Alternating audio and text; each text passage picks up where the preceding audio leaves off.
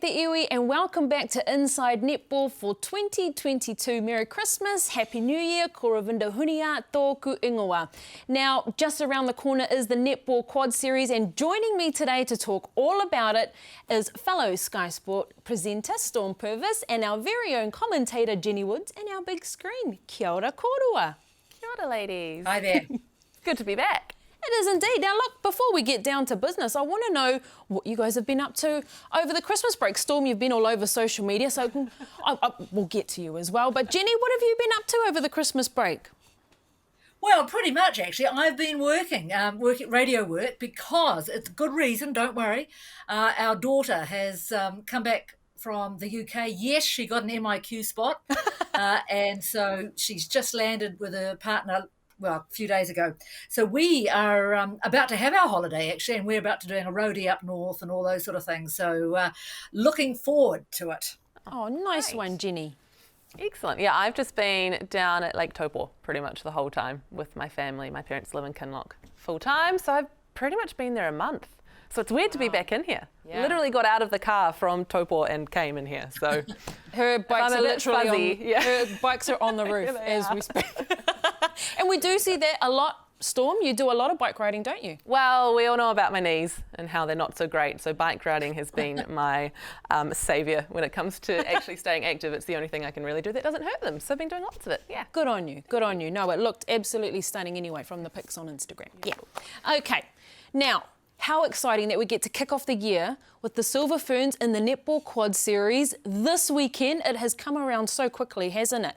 And look, the first thing that comes to mind, we've seen the videos, we've seen some tears and smiles, all about our travelling mama who are on tour right now with their babies.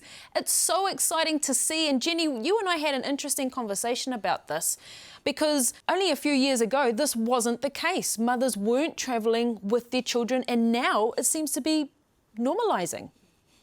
Yeah, well, I think what's really interesting, actually, is that I think New Zealand was a little bit of the trailblazer in this department because, back in the day, you would never dream of a player having a child in the Australian Diamonds, for argument's sake, because they would have to stop playing and their place would be gobbled up, and it just didn't happen.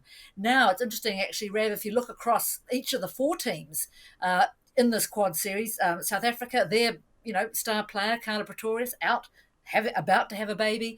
The Australian Diamonds have got Gretel Boeta back and she's travelling with the little fellow too. So it's not just New Zealand. And of course, I should mention also Ebony Usuru Brown in the English side. Yeah, that's right. With her daughter. So it's great. And I think it's just a sign of the times that, these players are women and women have babies and they need to be accommodated. Yeah, I agree. Storm, what's your opinion? Because I'm guessing, well, I'm not too sure. When you were in your camps, were there mums, were there bubs running around? There wasn't when I was in the Ferns. There were definitely no mums. There were players that went away. I think I was in the Ferns when Amelia and Ekanasio fell pregnant with her first child, Ocean. But way back in my very first year in the Steel in 2012 or 11, Donna Lofhagen had just come back from having her second or third child. And so she and her mum travelled with the baby pretty much for that entire season, and that was really new back then in the early days of the ANZ Championship. So we went to Australia, her mum would come, the baby would come, and she just blew my mind. It was amazing to see.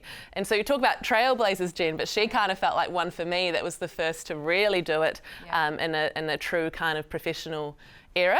And now you just see it all the time. And I love the way the Ferns talk about it, the way Dame Knowles talks about it. We heard Sulu kind of talk about it when she won the Dame Knowles Supreme Award, about how Knowles is just trying to enhance this amazing mama culture that they're really kind of grasping into and bringing in values into the team and how they can make it work for them. And it's showing on court as well. I mean, the culture's looking the best it's looked in a really long time. It's hard to make that a tangible thing, but love to see the girls, Kays and Phoenix with their little bubbers on the aeroplane, walking around London, and all the girls will just be loving it. They'll all want turns babysitting and they're just having a great time. It's great to see. The interesting thing about, when you become a parent, you, as you will know, Rav, you are not the prime focus of your life Exactly what anymore. I was going to say, yeah.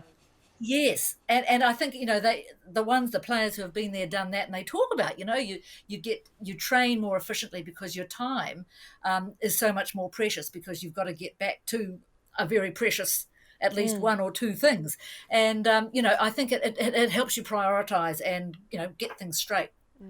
Totally agree, Jenny. And I was just going to say that, and as a mum, the worry that is eliminated from what you're doing in the day, knowing that, okay, baby's right there, I don't have to worry. Oh, they're a bit hungry now, I'll give them some kai and cater to them. I can imagine that it would be maybe a little stressful. I mean, these little people are adapting to a bit of travel and a bit of, extra structure around their little environments as well. But I love what you said about how Nolene is fostering this environment, this whakawhanaunga, whānau. I remember when I think it was Casey Kopua, Sulu Fitzpatrick and Erina Mikaere were all selected in that first round of players, and we were just like, wow. And this is normal, and it's awesome. That's great. Yeah. So let's get into business, okay? We've mentioned it, Kayla and Phoenix are within that mix, but when we're looking at our Silver Ferns for this netball quad series, a few new faces, that word combinations keep springing up again, how do we fear that this group of girls is going to go in the netball quad series? Jenny? Well, I think I'm actually quite excited about this team that Toru has picked, because it's not what I think any of us would have expected. She's put in a few, the term bolter's thrown around. Well, I think Phil DeVuy, oh my goodness, talk about bolter. And also Mila Roelu Buchanan. I mean, Storm, you've played with her. You'll know all about her. The other two you can think of, like Johnson, I'm just delighted about, because back in the day, I think I remember her at the 2015 World Cup. To me, she was the player of the Cup, as stunning. Kayla Cullen as she was, outstanding, and great to see Phoenix Karaka back as well. So all I'm trying to say is this is a team that is going to get their chance to play against the three other best countries. So what better time to do it? And I think, she's going to try a few things. We're going to see combinations that we won't have seen before. Tiana Maturo will be back in full fitness. And I think there'll be a few players there who will want to just put that England series to bed and start afresh on this quad series. Great opportunity. It feels like quite a different team to the team that we saw at the England series as well, Jen. Rav, you keep bringing up combinations, and I think about those bolter selections like Phil DeVuy. Her combination with Grace Nweke obviously, made a huge part in getting her over the line with selection, I'm sure, because we are lacking experience down that attacking end. Tiana Maturo, we've seen that she can combine with just about any shooter. Mila Roelu Buchanan was more a bolter for me than Filder, because I just never really... I don't know why. I mean, she's an amazing player. I have played with her, like you said, Jen, and she's incredible, but never really crossed my mind that she would potentially be one of these bolters. Yeah. But I loved the way her and Gina Crampton played together for the Stars last year. They play a really short, tight game that sometimes looks messy and like they're running on top of each other. But I think Dame Knowles is on to that, and she knows all these teams we're going to talk about have very experienced defensive ends. And, in the world netball these days, defenders are just flying any cross courts, any big passes. Defenders are more athletic, they're eating them up. So the way that Mila and Gina play together, I think, might be something that Dame Knowles quite likes the look of. So it'd be interesting to see how much they play together. The defensive end I'm most excited about. I don't know if you guys saw Karen Berger's Instagram story, I think the other day. There were 2 ice bins and they were all filled with defenders. And she's like, this is the first time in ages that we've had 2 ice bins full of defenders. Because as much as I love Kelly, Sulu and Karen, they've been our 3 defenders for so long. We haven't really had anyone else in there. So great to see 5 circle players ready to play in the series. That's right. More defenders than shooters this time around, right? Yeah. And we were talking briefly off camera about the shooters and how Phil DeVuy, Grace Nweke, Tiana Metuero, babies. But Maya Wilson is also still such a baby herself, this shooting end, but they've done so well to prove themselves to be in the squad. Absolutely, and I think you said it's the 3 babies and Maya, and I was like, well, Maya's only 23. I mean, people forget, she's been around a while, but she's still very young. And we talked about how she's played in the black dress, although it hasn't been, a bucket load of caps. Every time she has put the dress on, she has performed. So she's definitely kind of the rock down that end, and she'll thrive in that position. She likes being that leader and likes having that kind of boss title with her. So I'm hoping that will really work for her this series. And we know Tiana's, 21 going on 31 with her maturity on court, so that's great. And Filda's not afraid to put up a shot, and she's very accurate. And when you've got someone like Grace Nweke under the post, I think the four of them will complement each other really well. Only thing I'd be worried about is if you'd assume Tiana would be starting at goal attack. Yeah. If the pressure's on, she's not doing so well, you need to bring someone on, and you've got to bring on Filda Vui. It's a tough ask. Yeah. I love the fact though that everyone can, talks about Filda Vui being one of the babies. I mean, she's the oldest shooter there, yes. at the ripe old age of 25. That's right. Yeah, that's such a good point. And I think it's because purely that this is the highest level obviously she's reached so far, but she's been around, and she always, whenever I've watched her in National League games or Beco League games, or even last season when she came on for the Mystics, and really settled things down a lot of the time. She has a lot of composure, and what better time to show it than this coming week.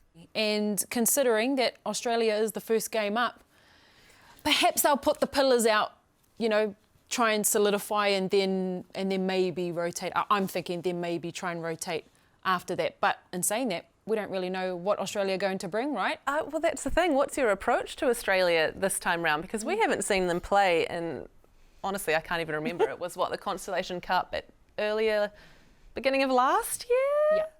Yeah. Feels That's like right, a March. long time ago. And no Caitlin Bassett, no Kara Austin, who were the starting sort of shooters for that series. So that shooting end is going to be really interesting. Cara Conan's going to have to step up, and her combination with Steph Wood, I imagine, will probably be The lightning kind of combo? Yeah, the lightning combo. But then, of course, Gretel Tippett is back, Gretel Boyta's back.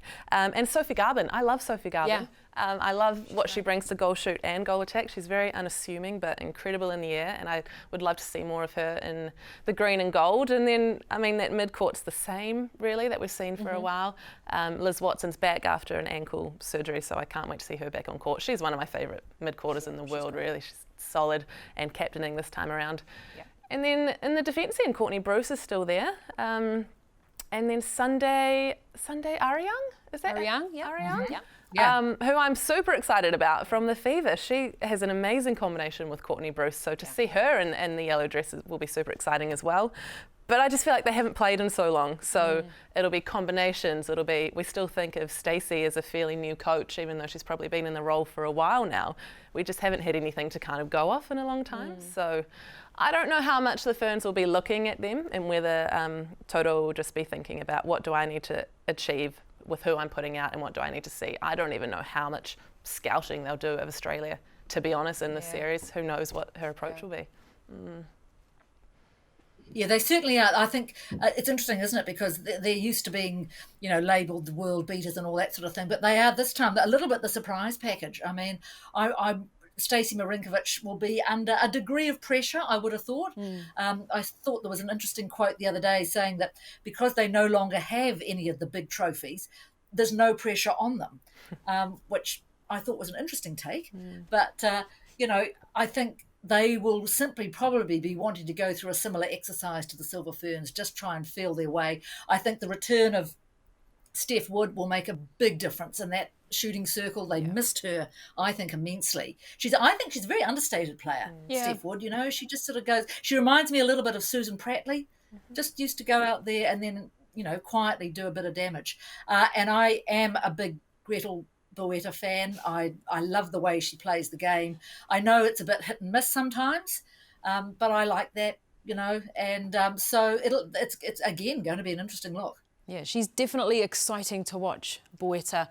Interesting that you bring up Steph Wood being so underrated. Do you think that has anything to do with the 2-point shot in the Suncorp Super Netball competition, seeing as she is the one that'll Conan will stay in to take the shots, but she's usually the one to travel out, so doesn't really get to prove herself as a 1-point goal attacker? And play that traditional playmaker game that she does play. You're right, Rav, that we used to see in traditional netball. I mean, she is your playmaking goal attack, a wing attack slide that does incredible base work or base drives and can cut the circle just as well. So you're right, I hadn't really thought about that, but that could definitely be a reason as to why we probably haven't said her name so much recently, which, we don't have to worry about that with this series, so that's good.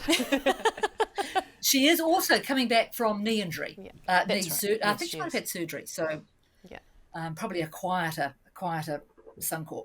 And lastly, on the Australian Diamonds, is it assistant coach or defensive coach? Nicole Richardson, the head coach for the Magpies, is also there as well. So be interesting to see that dynamic between her and Stacey.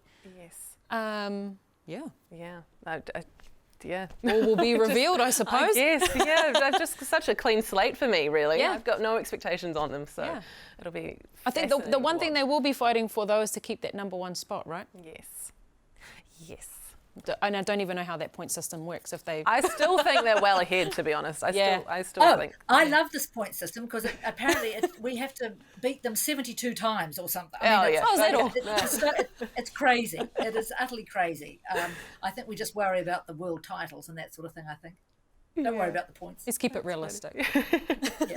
All right, let's move on to South Africa, who, as we've already kind of discussed, have a lot of names in there we haven't seen before, who probably have a lot of, domestic competition experience, but interesting with a few faces missing, Jenny. Yeah, well, that's right. And I think, looking at this team, you sort of think, gee, this could be a pretty tough tournament for South Africa. A few of their big names are missing. Carla Pretorius, as we've talked about, out having a baby in June, I think. Shadeen van der Merwe out with injury. Lenice Potgieter, I think, is one they're really going to miss, the shooter who plays for the Thunderbirds down in Suncorp. She has had obviously a really tough time of late. She posted the other day, she's just getting off social media, she's taking a break, she just needs to get herself sorted. And it was quite moving, really, what she wrote, and it reminded me very much of the post last year of Maya Wilson and just similar issues and all those sorts of things. So you just got to hope that she gets this break, she's back with the Thunderbirds for this coming season, and that she can, get herself sorted and get her back in gear, because she's a fabulous player, and they will miss her very much, because the rest of the shooting circle, Siggy Berger, Anna-Marie Venter, the players who have been around, and of course Bongi and Somi will be driving the team in the midcourt as she does. She's a fabulous player. And the defensive end for South Africa is interesting in the sense that they've got obviously no Pretorius, but Pumza Maweni, who up until this season just gone was at the Lightning with Pretorius. She's moving back to the UK Super, or not back to, but to the UK Super League in 2022. And Zanili Vimbela is back from a knee injury. So they won't be weak defensively, I don't think, but I do just wonder how they're going to get through some of the rest of the games. Yeah, I think that I had read, because they've just recently played a series against Ireland, yes. I'm pretty sure 5 games or something, and I had read, Jenny, that defensive combination had actually done quite well, and I loved watching Maweni play when she was at the Lightning. I thought her combo with Pretorius was amazing to watch, so she's definitely experienced. The defensive end should be okay. The shooting end will be interesting. Siggy Berger is someone who's just been filled with potential for so long. I mean, she makes me look like a midget. She's a giant and she's a really beautiful player. Not easy to do. No, it's not. And Venter is another one who's been around for a long time, but they've just been sitting behind Lenice Potgieter and the goal attack who recently retired, Holthuizen, the other blonde? Oh, Holthuizen. Yes. Yeah. So she's another one. Yeah, Marika Holthuizen. Yes. One of my favourite players. And they had a beautiful combination, those two, and have been sort of the mainstays in that shooting end for South Africa for a while. Yes, so, yeah, I mean, I've written notes for every squad and I just have nothing for South Africa. So another one that these newbies who have been playing in their national league, and they've had a few tours here and there with sort of other minnow-ish countries. It'll be great to see them out there. I mean, we saw what they've done on the international stage over the last few years. They've had some incredible games and pulled out some big surprising wins, so you can never count them out. But it's they'll just want to put the line in the sand and sort of see where they're at, I think, for the series. Yeah, exactly, especially when we think about how these games the blueprint to what's going to come for Commonwealth Games, right? And on that note of Lenice Potgieter, we're wishing you all the very best in your recovery. Mwah, mwah, mwah. And finally, we have the reigning Commonwealth Games champions, the English Roses. And for me, Jenny and I think Storm may agree, on paper they look very, very strong, if not perhaps the favourites. I don't think there's any perhaps about it. Yeah. They are out and out favourites in my book. They're just so classy. And, I was thinking to myself the other day, if any country has benefited from the Suncorp netball competition in Australia, it's England. Some of these individuals have just got better and better and better. And, we know how good they were when they were here during the year. They have gone back and been strengthened again by the addition of those Australian players. And, interestingly, I'm sure many of us would have seen that Joe Harton ruled out of the Quad Series, testing positive for COVID. And I think, with no disrespect to Harton, because she's a star, but I suspect Jess Thirlby has one less headache now, because she has got just a bevy of fine shooters to choose from. So, I think Thirlby will be sitting pretty happy with where she's at. Yeah, I agree with you that they are the favourites, but with Harton sort of being ruled out, just drop them down a little bit for me from being clear favourites. Yeah. Thurby's still going to have that headache when it comes to the Com Games, because those 5 shooters, Drakeford Lewis, who can play goal attack, wing attack really well, George Fisher, who we know very well on these shores, is an incredible player, Helen Helsby we know well, and Eleanor Cardwell just keeps stepping it up when she plays in the red dress. So someone you think maybe not Eleanor, we could probably do without Eleanor. Every time she puts the red dress on, she just kills it. So she's got a real headache in that shooting end. The mid-court, that's got to be the most experienced mid-court in netball probably ever that we've ever seen, with Serena Guthrie, Jade Clark. I think they're going to play in that team forever. They're probably going to, yeah. What are they drinking, honestly? And then down the defensive end, Jiva Mentor's come back. I mean, she's just playing incredibly. And Ebony Osura-Brown, who you already mentioned, Jenny, another series we didn't get to see, but they played Jamaica recently. And all the sort of match reports I read were that Ebony just totally matched it with Janelle Fowler-Reid. So that's quite scary. You can imagine Ebony matching up against Grace Nweke and what that might look like. That might be a rude awakening for Nweke, because Ebony's strong, she's tough, she's relentless. So that I'm really looking forward to seeing that matchup if it happens. But for me, England definitely the ones to beat, and the ones with the most to lose, really. Yeah. One thing I would say, though, I think if I was Thirlby, I'd be a little bit concerned, like you, Storm. I read those match reports, and funny series really, because England. Well, not funny, but very good for England. They won those first 2 tests convincingly, but then they dropped the third convincingly as well. And so I thought, I better look at the team. I mean, did they change the teams or, but they didn't really. And according to what the English were saying, they really wanted a clean slate. They wanted to win all 3, and they didn't. And I just, that consistency would be what I would be looking for if I was Jess Thirlby. And the other thing I would say too, we're talking about all these teams, a lot of pressure is going to be on the umpires, because I think, England particularly has really stepped up. They play a very aggressive style of netball now. Australia always has. I think some say, I wouldn't have thought myself, New Zealand does. So, it's going to be a big job for those umpires. It's going to be a big job for the umpires, but also for the players and coaches. Who's going to adjust the best and most quickly to the umpires and what they're ruling? Because if you've seen in netball before, if you don't adjust, you just get whistled out of the game. Or if you don't play to what they're letting happen or what they're not letting happen, and you don't adjust quickly, you're screwed. You've only got 4 games to kind of sort it out. So that'll be a really important coaching piece, I think, Jenny. I'm glad you brought that up, because it's something we forget about a lot. But international netball, the umpiring is so crucial. Yeah. So that'll be, And that's not only for South Africa, New Zealand and Australia. That's for England as well. I mean, half these players, or not maybe half, just under half, don't play in England. So they aren't getting reffed by these umpires anyway. So it'll be an adjustment for everybody. Yeah, interesting. The other thing I was thinking about too is, they call it the Quad Series, but the 5th entity taking part, of course, is COVID-19. I mean, I've sort of each day I look to think, and look, Joe Harton came up. She apparently, was exposed flying over to England on the plane, and the effect that COVID's had on, well, all sport, but netball particularly, I think it's incredible that we're even having this series. And when you think, you look at Australia, they've barely played. It's weird times that we're in. And as I say, I'll believe it when I see it, that these teams take the court. But I so hope they do. Yeah. Gosh, I bet it. It's quite interesting. I spent quite a bit of time with a lot of netball players over summer, as I do. You never stop being friends with them. And quite a few of us went to festivals and things and to parties, but all the time I spent with Gina, she stayed at home. She was not going to any dense populated kind of area. The Ferns were not allowed to go to any festivals or concerts or anything, just because they were trying to negate that risk as much as possible. Wow.